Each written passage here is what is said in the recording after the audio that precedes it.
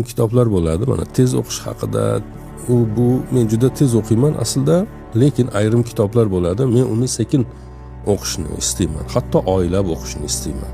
Hatto qo'limga qalam olib, satrma-satr qalam bilan kuzatib o'qiyman. Nafaqat ko'zim bilan, hatto qalam bilan kuzatib o'qiyman. Nega? U qadar u bir til qo'llanilganki u kitobni yozarkan.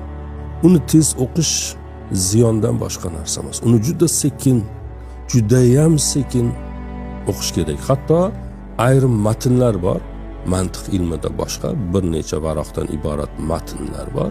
Masalan, men 10 martalab o'qiganman bir matnni.